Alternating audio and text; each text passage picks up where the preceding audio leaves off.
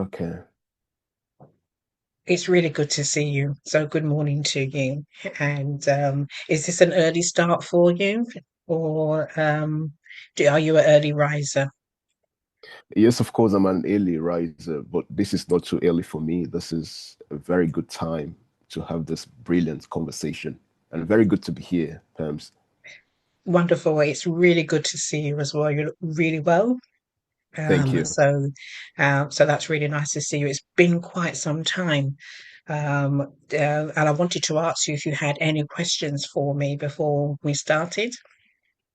Yeah, I mean, I'm very itchy to ask you what gave you the inspiration to be able to start this podcast. I already see that you've done the first edition and the next edition will be published on the 1st of February. I'd like to find out what is holding you so tight on this vision. Please share with me if you can. Well, first of all, I'm the one that's supposed to be interviewing you. But I will answer the question in terms of a friend of mine has got a fantastic opportunity to take part in Paris Fashion Week. I'm so excited for her. As you know, I had the Author to Author podcast, and I think I got up to about 66 episodes of that particular podcast.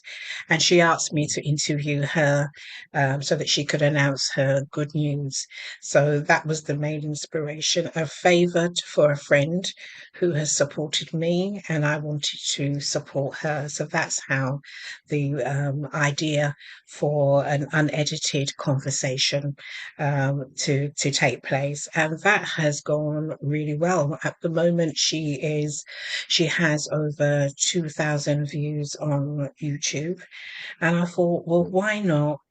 Interview and people that I know and find out a bit more about them. So that's mainly how the podcast has come about. And I have been inundated with people who want to be interviewed. So I'm really pleased. I have enough guests to carry me through until next December. And I'm just Beautiful. going to go with the flow. I just love the idea that it doesn't have to be scripted.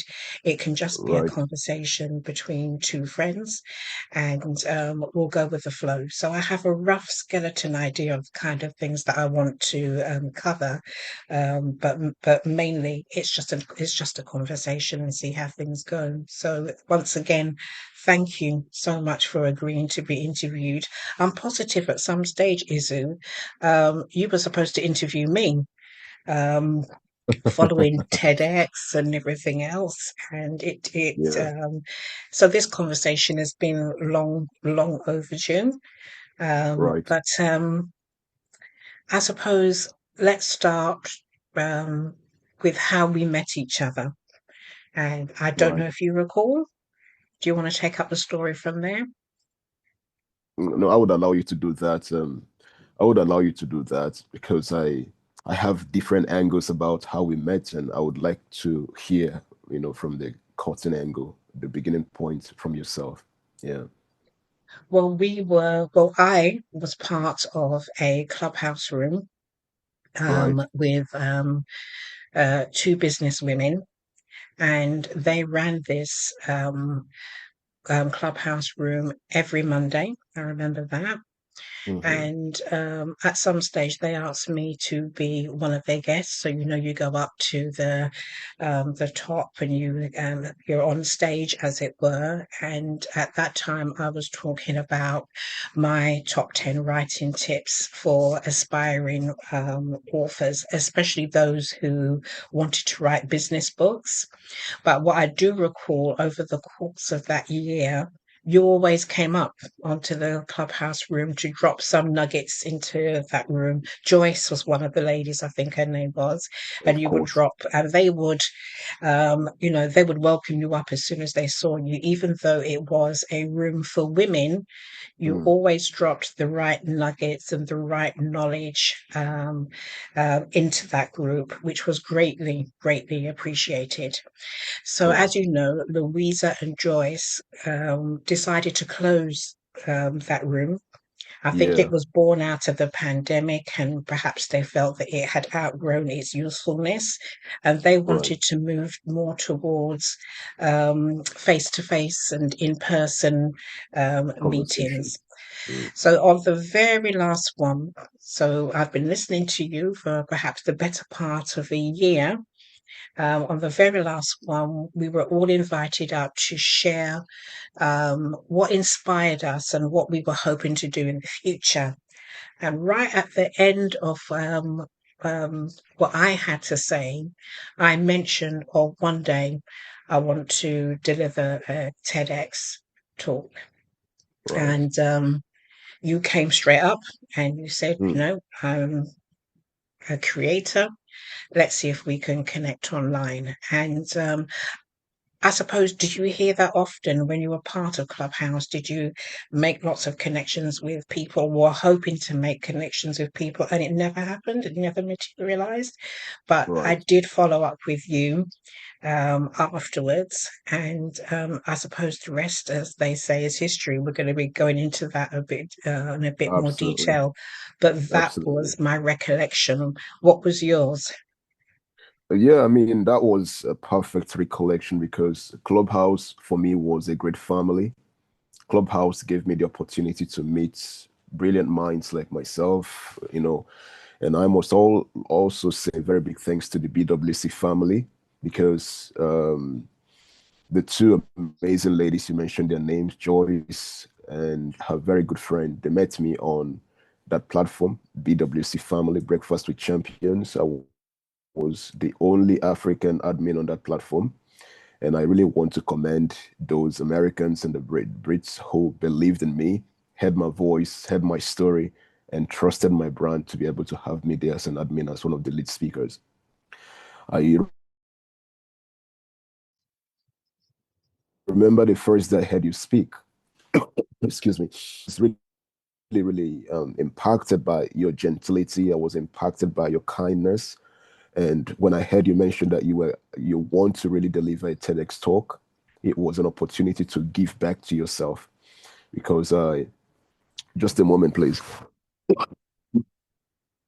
Because the times you showed up there, you always showed up honest with honest stories. You always spoke calmly, and you had so much wisdom in your words. And I was always also some kind of, I would say this, I knew that we were going to connect. I have a very strong instinct when I meet people for the first time. If we're going to be building a long-term relationship, I already know. And if it's going to be short-term, I already know. So I trust my instinct a lot. And the same thing goes for other speakers who has also worked with me as well. So it's been amazing meeting you. It's been interesting. It's been inspirational meeting you. And I'm so honored. Yeah. Right. So thank you for that. And we're going to come back to that bit as well. Izu, are you still here? Yes, I'm here. I'm here. Oh, okay. Can you just give me a Um, moment? Let me take a water, please. Just a moment, please. no problem. And just to continue the conversation, that we connected outside of that group, and I started your program, and that would have been 2024, Yeah. which went really well.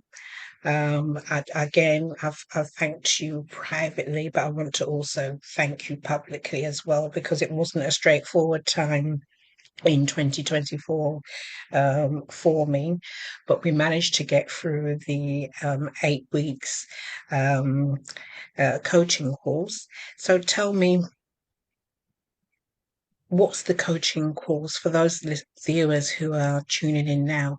What is that particular program designed for? I mean, the program is designed for people like yourself, people who believe that they have a story that can impact the world. It's designed for professionals who know that we are not going to be in this world for the rest of the world.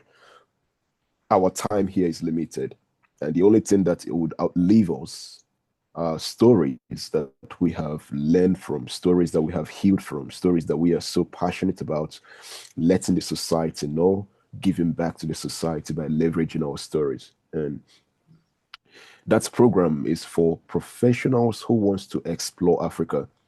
I believe that there are so many people, both those in Africa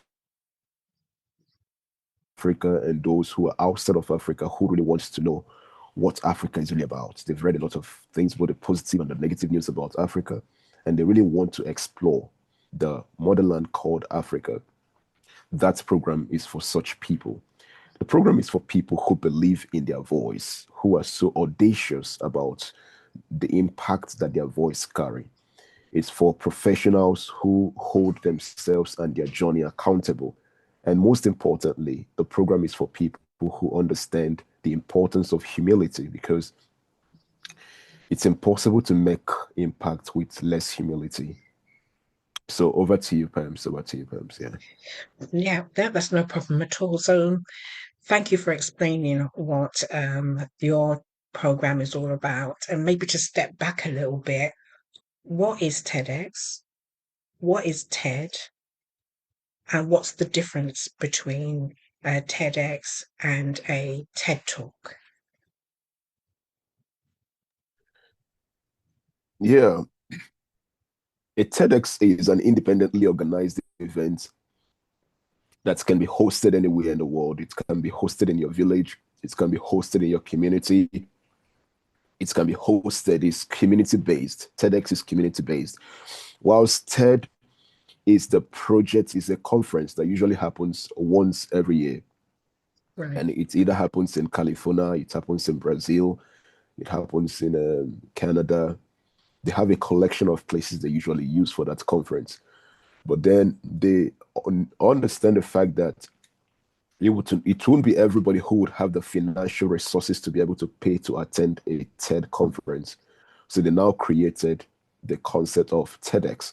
So all you need in order to curate a TEDx event is to apply for the license. And once the license is given to you, you have to curate an event that matches the standard of the TED conference. The TED conference has to have the red dots, it has to have the bully written TEDx, and the name of the community, the name of the state. It all depends on the vision of the person who is running it. But it has to come Right. into a proper alignment with the vision of TED. And for me, TED, both TED and TEDx, they happens to be the biggest storytelling platform in the world. They are the biggest. I mean, even when you are out of this world, your story still lives on those platforms. And there is nothing as beautiful as having such a platform where people can audaciously tell their stories with the intent of making great impacts in the lives of people. Thank you. So thanks for that. So tell me, let's go way back before you became a curator for TEDx. Whereabouts in Nigeria were you born? And what was your education like when you were growing up? Yeah, thanks a lot for asking that question. I mean, um, I'm very, very humbled to really, you know, hear this question, because it takes a foolish child to forget where he comes from. I I was raised in a place called Omodike, Abia State. It's in the eastern part of Nigeria. That was where my dad and my mom built the family. My dad had a business called Archival in the university called Michael Opera University of Agriculture, Omodike, within that same locality. So my dad had a business called Archival, and that business was where I was trained,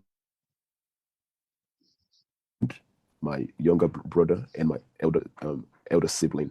And then my mom was a civil servant with the university. So whilst my dad was a trader, my mom was a civil servant. So I was there for a good number of years. My first program was in mechanical engineering, and subsequent programs, my second, third programs, I had to decide to go in the direction of my passion, which is the media. And I've acquired a couple of media certifications and licenses and degrees and programs by the special grace of God. But then my biggest inspiration can be traced back to where I'm coming from, Umudike.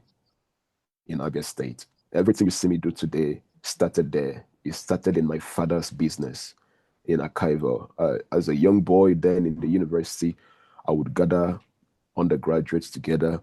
I would tell them stories. I would inspire them. And I would let them know that the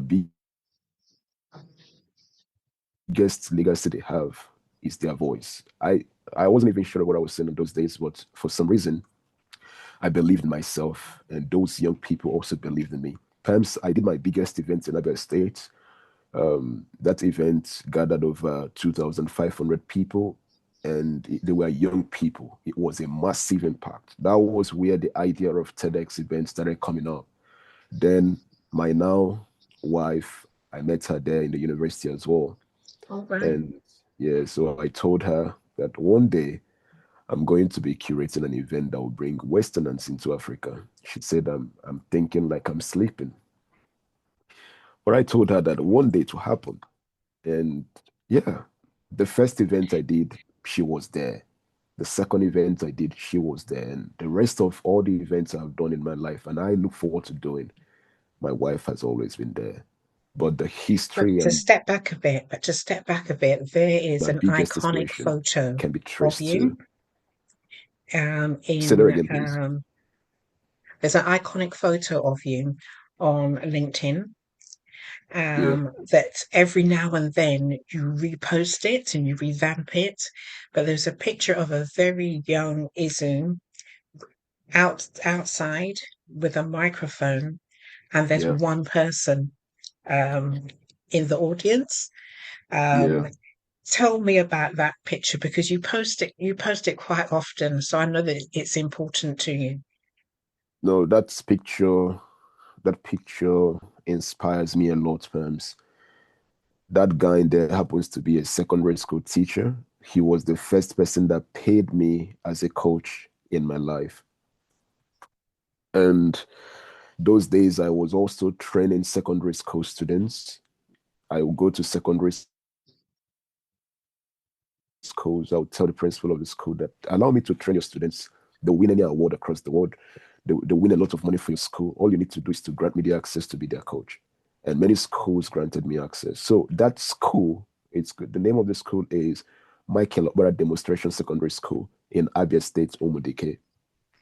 And the guy you saw there, that was the day, that was, I think it was 2 days after the school won a lot of money from a tournament. And I was the Right. coach that helped the students to win the tournament by the special grace of God.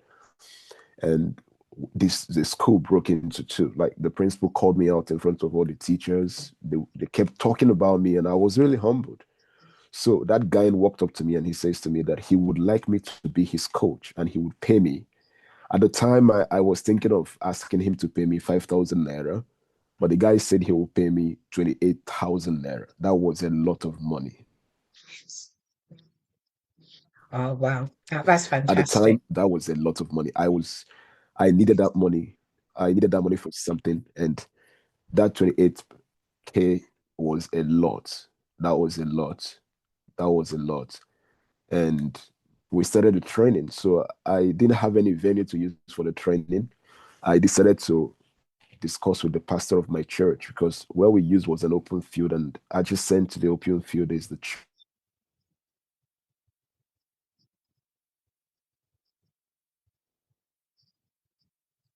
church, the chapel, and then you have the big hall by the other side. I spoke with the pastor. Can you hear me? I hope you can hear me still. I can hear you. Yeah, so I spoke with the pastor, and the pastor gave me the permission to use that place. And we started using I got the mic, I put the mic down. I told him, look, this mic represents your voice. This mic is not connected to any speaker, but I want you to speak as though there is a large audience right here. The guy believed in me so much, and I believed in him as well. So that picture was taken by one of my friends, and that picture has been my biggest inspiration. It has been my biggest inspiration. And I look forward to projecting that picture to the rest of the world. I don't know how it's going to happen, But I look forward to seeing that picture in the US, in America, in across the world, telling my story. Because there are so many people who at the point where they are right now, they don't even know how much is waiting for them in front. I mean, that picture is a testament that if you believe in your vision over time, it's going to pay off. Look at me here. I have you. You showed up to Africa. Cheryl showed up. A few other persons showed up. So if you can come into Africa, if Cheryl can come into Africa, if others can come into Africa, it means by September 2036, I look forward to 100 professionals. And I look forward to seeing you in by the time you're going to be strong, you're going to be alive, and you'll be there, 100 milestone speakers. And I will just give thanks to God because it's something I really want to achieve, Perms. Thanks for asking me these brilliant questions. Oh, no, no problem at all. So you you grew up on the east side in terms of eastern Nigeria. Right. You what made you? How did you make the leap from um, doing your coaching in secondary schools to what you're doing now? And you mentioned the First Speakers Academy. How did that come about? Or what's your involvement in that?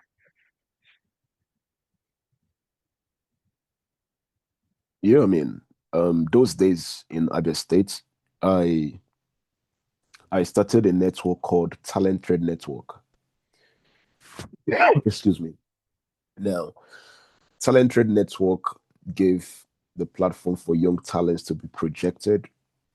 From there, I wrote to banks, microfinance banks, excuse me, and most of them accepted me to come coach them. And when I was done coaching them, they gave me Chivita and Apple and just little envelope, and I was really grateful. So from there, a lot of young people believed in me, and we began to do a lot of things together. There was this guy that visited from London, and he told me that he would like me to organize something together for us to, for him to speak to young people in the eastern part of Nigeria. He was looking at 30 people, and I ended up mobilizing over 250 young people. He was wowed. Wow. He was wowed. So when he was done with that, he told me that he was going to Abuja, Nigeria for something. If I don't mind, would I like to join him to fly to Abuja and meet one of his mentors and all that? So I said, why not? So perhaps we got on the air. We got to Abuja and we met with the person. And when he was done presenting, he gave me 5 minutes to present before the people. And perhaps from 5 minutes, they said I should speak for more 30 minutes. And that was how we moved from East over there to Abuja, and then got connected to one or two other persons who, got me connected to the media and did one or two of my interviews. And Al Jazeera called for me.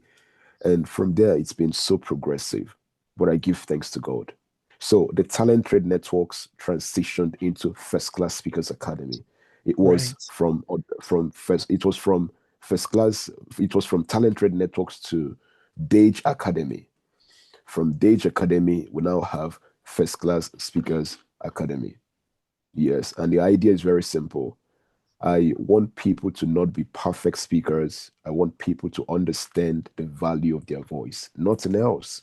I don't need you to be dramatic. I don't need you to shout, but understand that your voice is very powerful.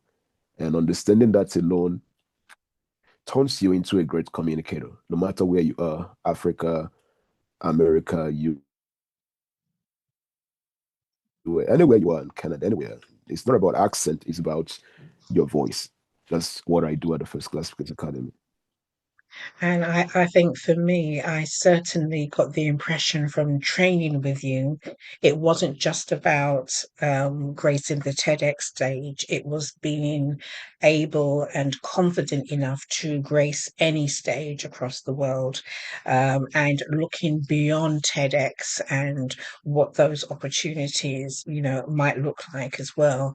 And I definitely got that impression from training with you that it was about global audiences on any Right. stage, everywhere. But I'm glad that I completed the training. And Of course. I don't know if you're aware, but I spoke to a friend of mine um, who was about to do her TEDx in Wales. And I told her on a Friday that I did not want to apply to do TEDx. I didn't want to fill an application form in. Some people are approached to do TEDx, and I want to be approached. And that's how we left it. Then on the Monday, you and I had a training session and we were talking. And you were talking to me about investing in my learning. And I said, yes, I'd gone to Jamaica the year before and I had done a writing retreat. And you said, Pam, you can leave the UK, you travel. And I said, yes, I don't know where you got the impression from that I couldn't travel. But then you said, well, as you can, come to Africa and do TEDx here. And I was just overwhelmed because I only just had that conversation on the Friday that I want to be invited. And then on the Monday morning, you gave me that invitation to come and do it in Nigeria. And I keep telling people you don't roll out of bed and end up on the TEDx stage the following day. There is a process. And I wonder if you can take some time to explain to people who are out there, who are aspiring speakers, as to what that process is. I know personally, I wrote and rewrote my TEDx talk at least 12 times before I was Mm. happy with it and before it was accepted. So, what happens behind the scene once somebody sends a speech to you and your team? What happens next? Yeah, a lot happens. I would have to have a strategic conversation with one of my a team. We have a team in America. We evaluate those speeches. We need to look at past powerful TEDx speeches.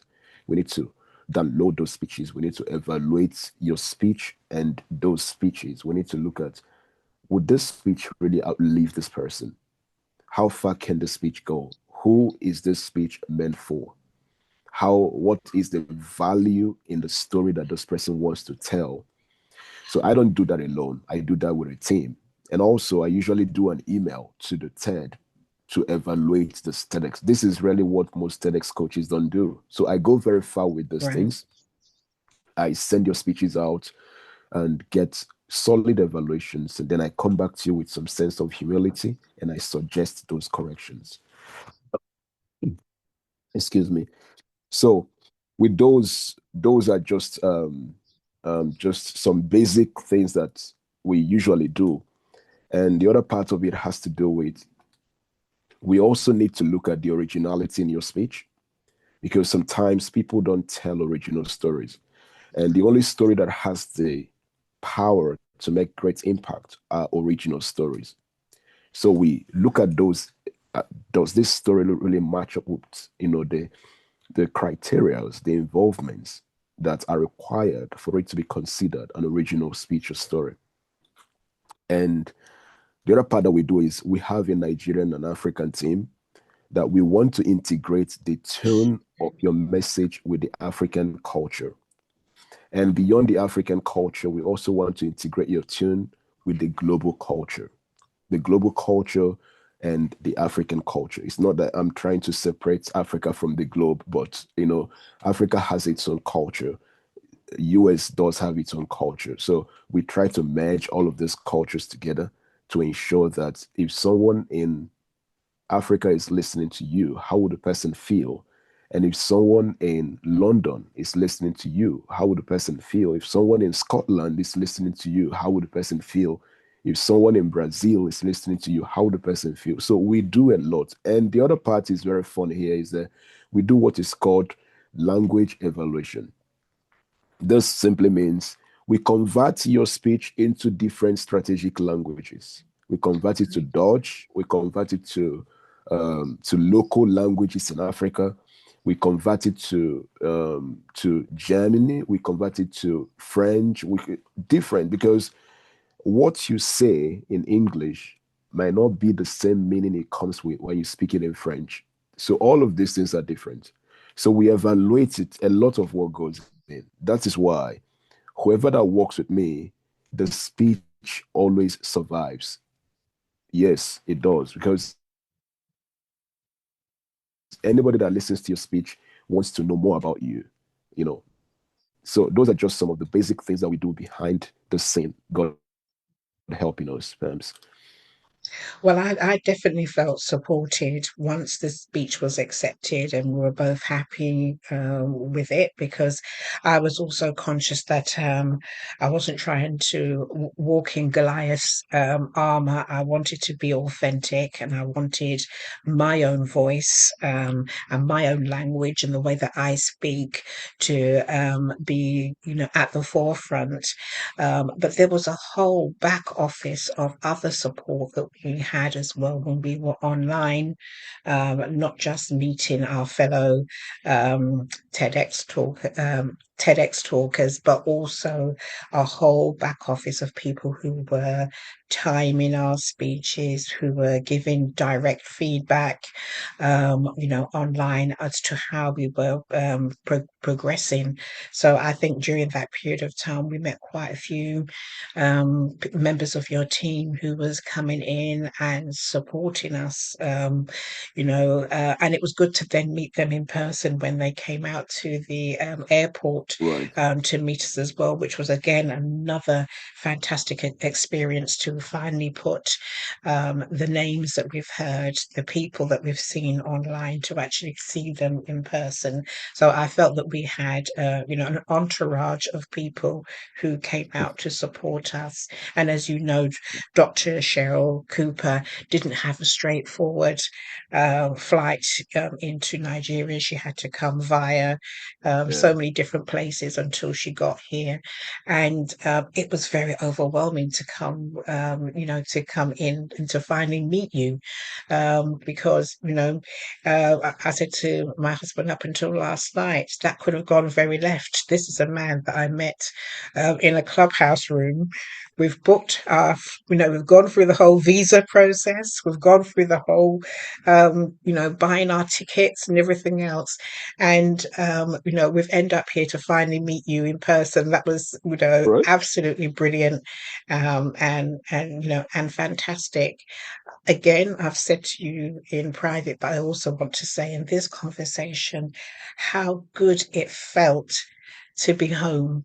And I describe Mm, coming to Abuja as um, coming home for the first time, and mm, the welcome that we received and how well we were looked after.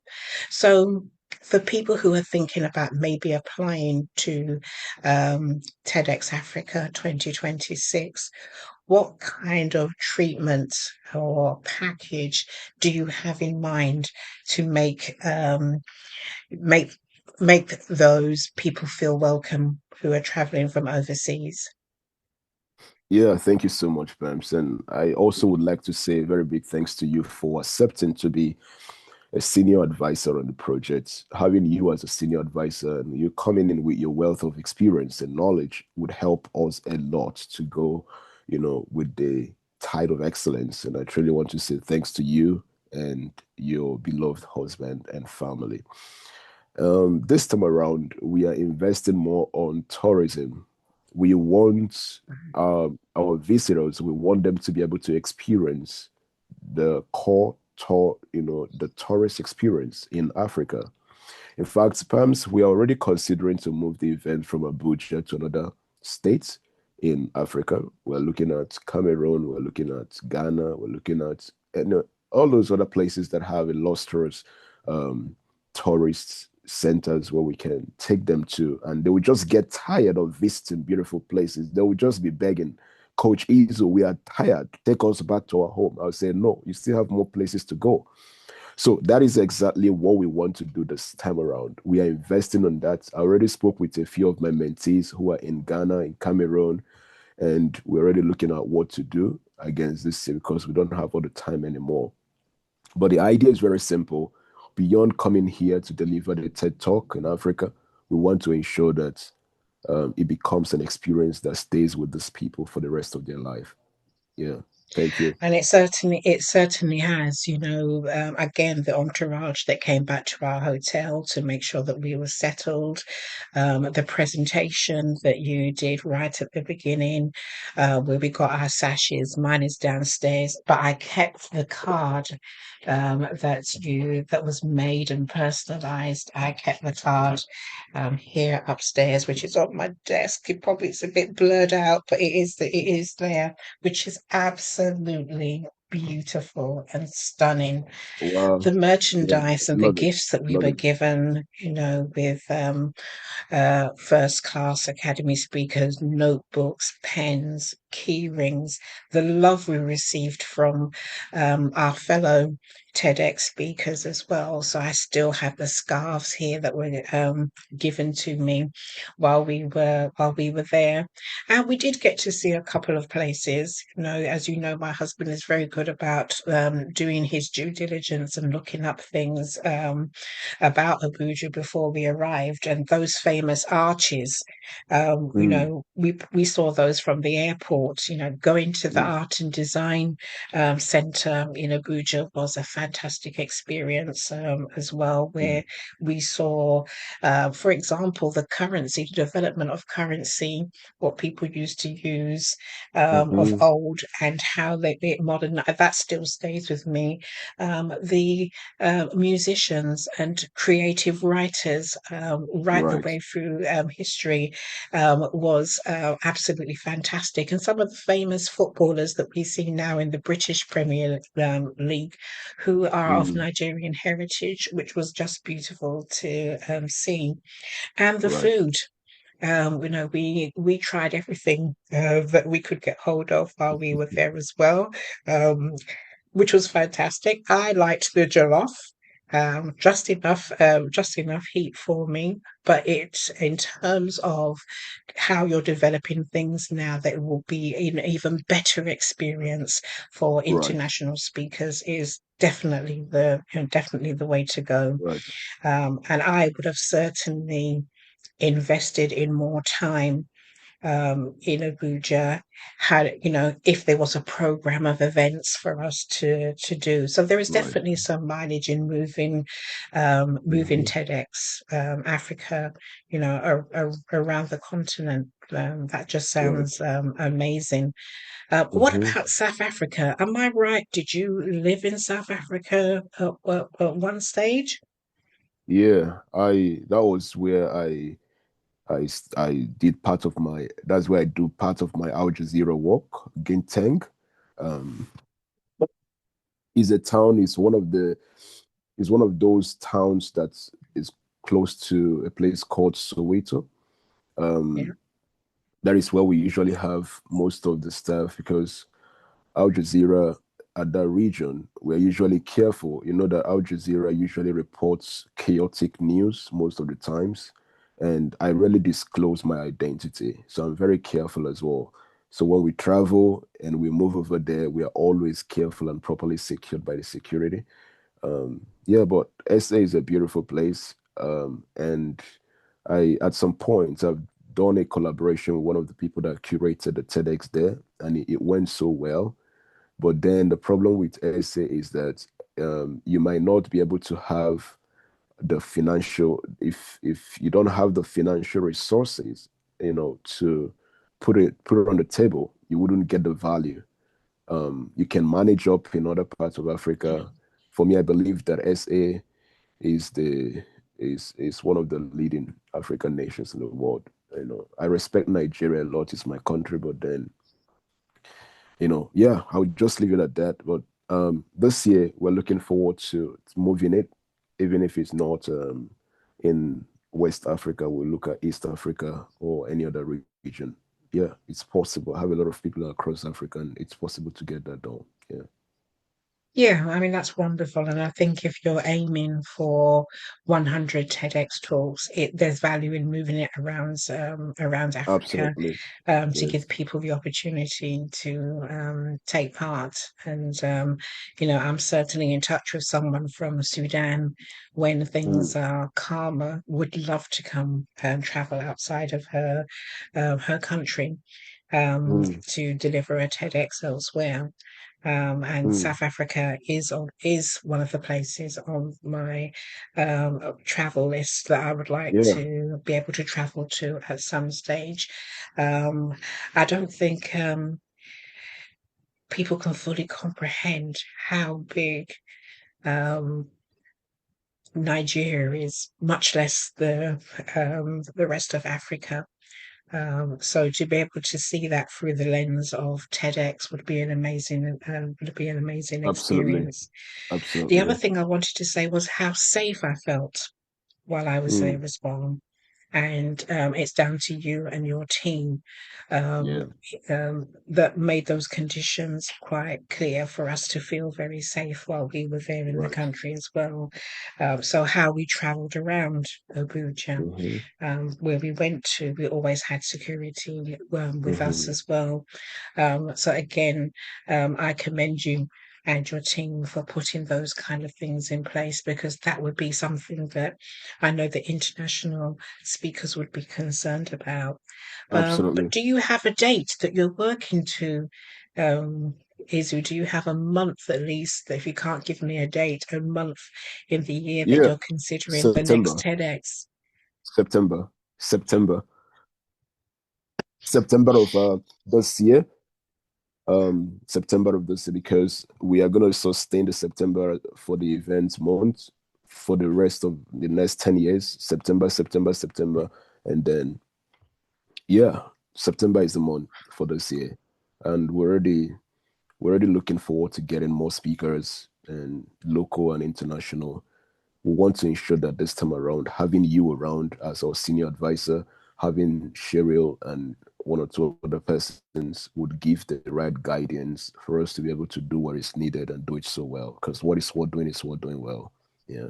Oh, absolutely. I mean, on the day of TEDx itself, um, do you know what was really powerful?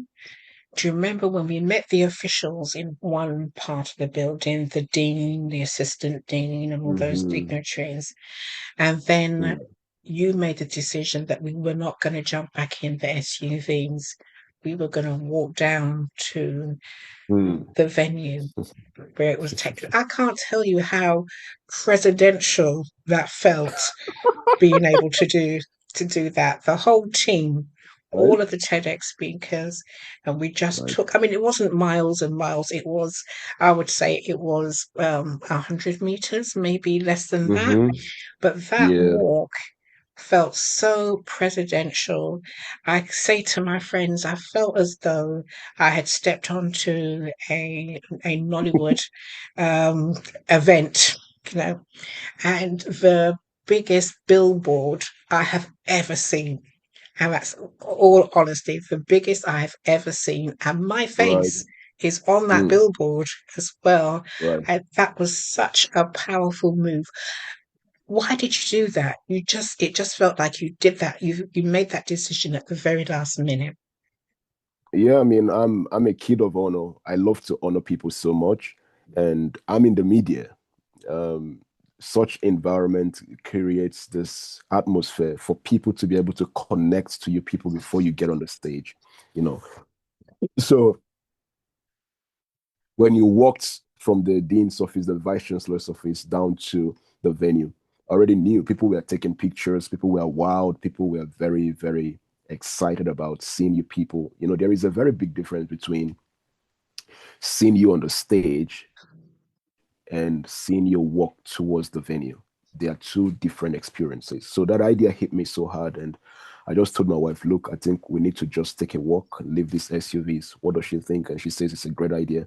And I Right. spoke to each of you about it. And I think it was really great. Just that the media, I think the media really captured that to an extent.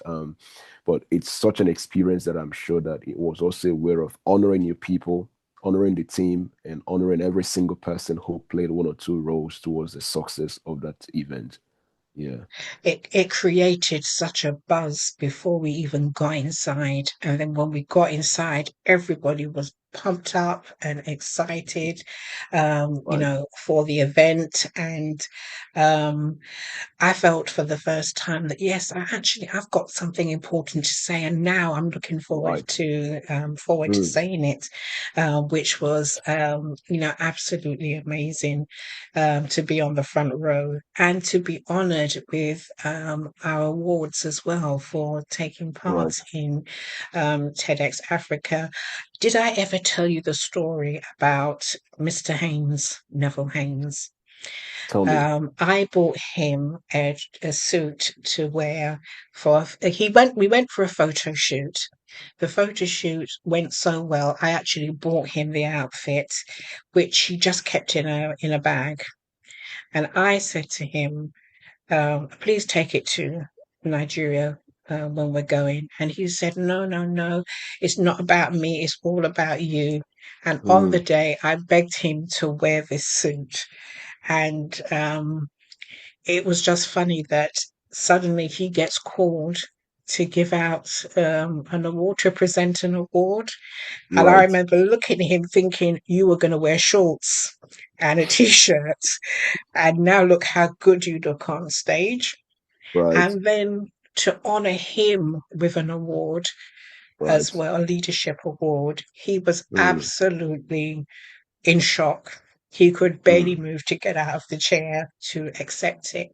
But all those little touches, it just meant that we felt valued, that we had made the mhm, mm, sacrifice to come there as well. And I right, also liked how you involved secondary school children in the right. whole process as well. That was just, coaches were coming in to drop off young people to the Hmm. event as well. And they could only be inspired by what they heard and saw. And I'm Right. sure one or two of them are also future TEDx speakers. How were you able to pull 1000%. that? Yeah, how were you able to pull that off? Yeah, I rightfully said initially when we started this conversation, my vision is to help the next generation to be able to find their voice and embrace it. And the next generation happens to be these teenagers. So what I did was I had to use my old experience. I went to different secondary schools with my team. Though I didn't go to all the schools myself, I had to visit one or two, and then I sent my team to the rest of other schools, wrote a good letter, and they all called me, phoned in, and I told them specifically, we'll be needing 30 students from your school, 10 students from your school, and they bought into the idea. They were very excited about it. And for all the schools that showed up on that day, I'm super duper excited that they made it because I'm sure that one or two young people that listen to people like yourself would go back to start planning on how to write their books, would go back and embrace their voice and become more audacious and confident about who they are. So the next event, I look forward to having more secondary school students in their numbers, well put together and properly inspired. Yeah. Yeah, and weren't they just inspiring? I mean, I do remember the young girl, the I was going to say amputee, but you know who I'm talking about, and Yes, I to know her. hear that she was so inspired by what I had to say, that Mm, she wants to write her own book. right. I Bayes University. When we met the students afterwards, that's another story as well about how everybody rushed us after the event as well, which was really nice. Right. And one of the students there kept in touch with me. And again, you know, going back to people who you contact who will say to you, I'll be in contact with you, Izu, and never Right. do. And there were lots of young people at the event who said, can I take your Instagram? Can I keep in Hmm. touch with you? Hmm. But one particular young person did keep in contact with me. And I've just Right. finished five sessions of mentoring and coaching with her. I awarded her a certificate of completion for, Wow. for doing her, for starting her manuscript and getting her ideas together.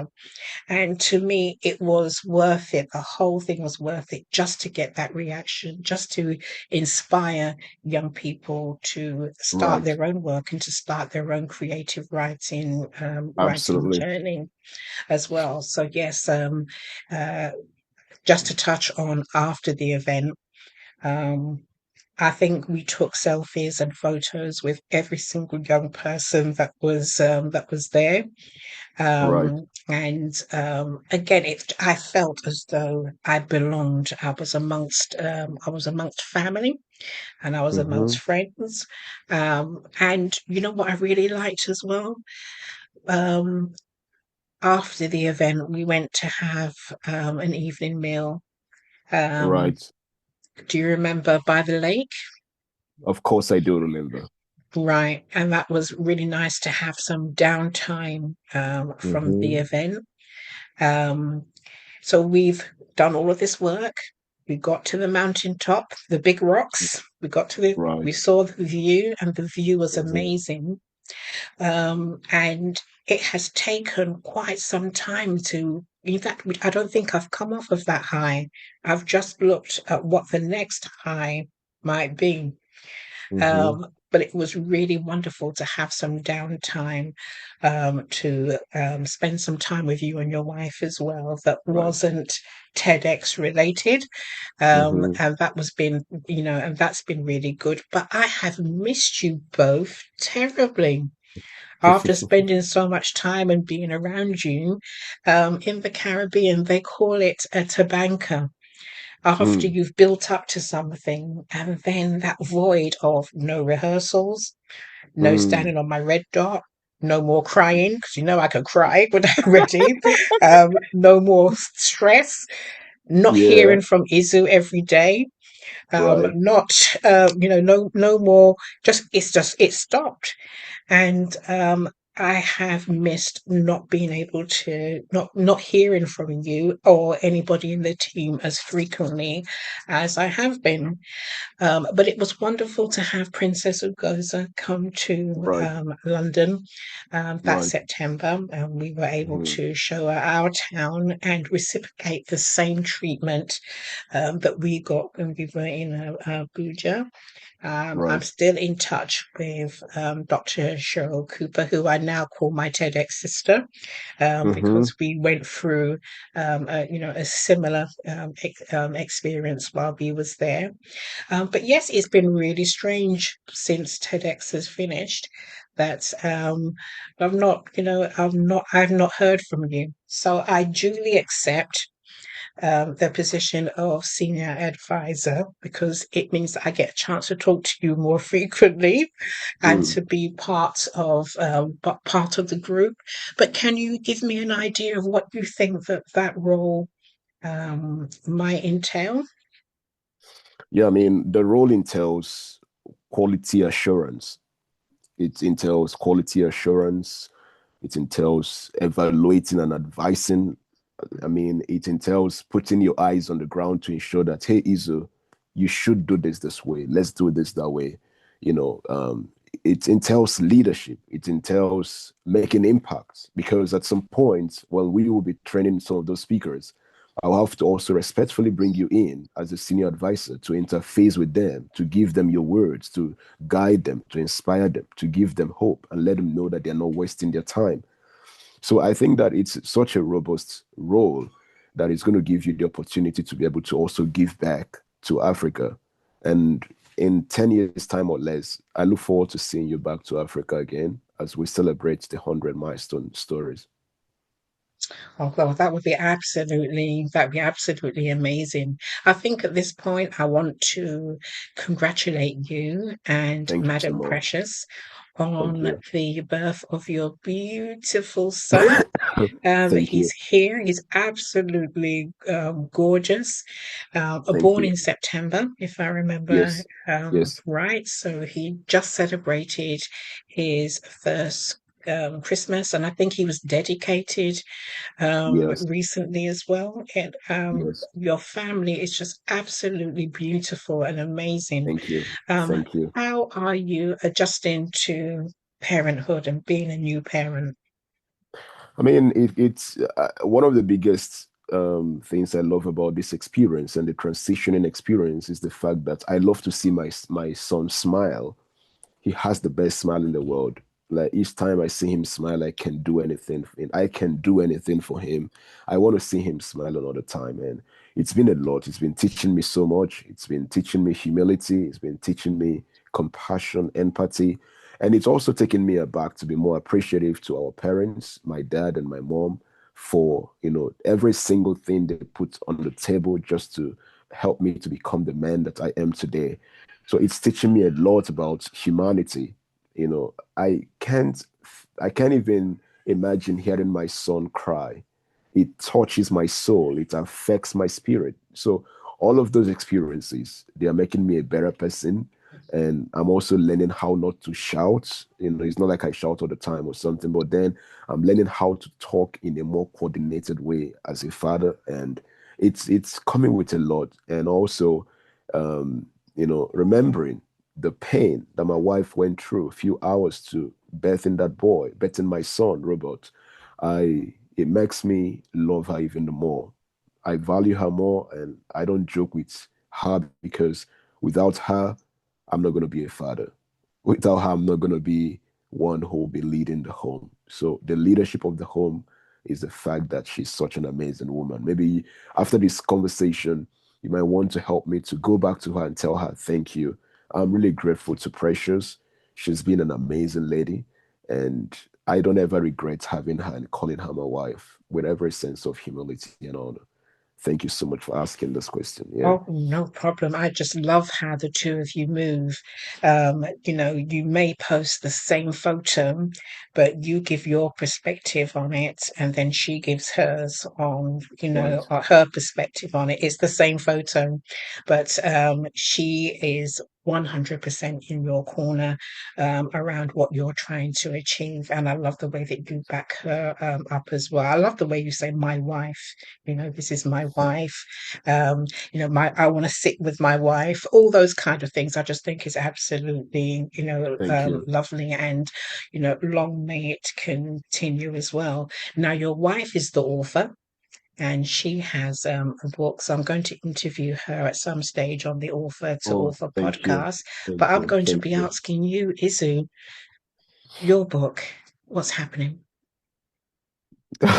Is there one in the pipeline? Yeah, I Is there mean, a workbook that's going to accompany the courses that you do? yeah, Is of course. there a business book? Well, a memoir? I want to see my coach. I become a published author as well. Yeah, I mean, I'm looking forward to getting that done by God's grace. It could be one of the gifts I'll give back to the society when we hit the 100 milestone story. I could dedicate my book, and it might not just be my book, it can be a collective book where I would bring in one or two authors, people like yourself who just lead the book, and we'll get to tell our stories. How has it been in the past 10 years? How has it been in the past 60 years? And all of that. One thing about me is, yes, I want to author a book, I want to champion a book, but then I want to be able to do it with something substantial, just like yourself. You didn't wake one morning and you wrote a book. You wrote a book and you told your story on the red dot after many years of experience. So those years of experience has a way of validating the impact and the value of the story and the book. So I am on the journey and I can't wait Right. to say, hey, Pams, the book is out and let's get this done by God's grace. Oh, that's absolutely wonderful because, this is about, yeah, being able to pivot into something else. So you Right. your work in South Africa and your TEDx talks. I think leading into becoming an author, it just seems like a natural path, for you Right, to be on. And I like the idea about capturing the journey. right. There is a journalist called Garfield Robinson, and all Mm, he has done is what dedicated one page to one author. So we had to pen 50 words or something like that, our mm. photo, and that's it. And it could be when you get to 100 TEDx's, you have Yes, 100 people who can contribute, with what their talk was about, yes, photo, book done. So I look forward to that. And as always, if you need any support around putting that together, you know that I'm here. So absolutely. we have come right up to the present and we've talked about the future, about what's like to happen. If people are inspired to uh, to want to walk the TEDx stage and have an idea worth sharing, how will they get in contact with you? I mean, they can always reach out to me on LinkedIn. My name on LinkedIn is Izuchukwu Ukandu. They can check me out on Instagram, Meet Izuchukwu, and on Facebook, Izuchukwu Ukandu. Once you come on any of those platforms, I'm very sure that they will be it will be easy for them to get in contact with me. And most importantly, we are building a website called projects TEDxAfrica.org. And that will be very easy for people to just click and they read a lot about me. And we're going to be having people like you, your stories, your images will just be there. So we are not just building for today, we're building with a legacy in mind. And many thanks to people like yourself who believed in this vision. I say this a lot to people. In as much as you believe in yourself, you also need people to believe in you, because if nobody believes in you, you're not going to make any impact. So I truly appreciate people like yourself with your years of experience, your wealth of exposure. You still are able to say, you know what, let's get these things done. And I truly appreciate you. I truly appreciate, the fact that we got connected. And I'm very sure that our path will never end. Oh, well, not if I have anything to do with it. So, as I said, I'm honored to be one of the senior advisors to TEDx Africa. I'm very much a believer in giving back to the community who's supported me. And Right. as I said, when Princess Oguzu came to London, we were able to look after her while she was here. Izzy, when are you coming? When are you and your family coming? I mean, we're going to discuss that very soon. Let my wife be done with this season, and we'll look out for that and possibly visit, because this project of TEDx Africa, we don't mind also getting a license, maybe in London or Scotland, anywhere there, and it could be done there as well. It's a global event. It's not constrained. So the future is very bright. God helping us, and I can't wait to not just see you in Africa. I can't wait to see you in London and where you're based. Right. That's wonderful. Izzy, I think we've come to the end of this Thank you. particular Thank you so much. discussion. Perhaps we can pick up again, perhaps a year from now, or just before you deliver TEDx in September. It'd be wonderful to Right. know um, you finalised your speakers. Hmm. If there are any big names who are going to be gracing the Right. stage, that would be wonderful to know as well. Hmm. What's the venue like?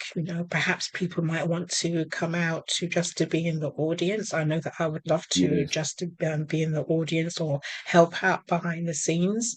So Hmm. perhaps we can do this again in maybe June, I don't know, August, No just worries at all. before. Yeah. I don't need a visa to come over to your DM. So I would always write you and let you know. You're already in the group as an admin on the platform, so we'll be Yeah. having a meeting tomorrow. So I think these conversations are possibly what I will write you and discuss with you. But I feel very honored coming on your podcast, and I wish this podcast all the very best.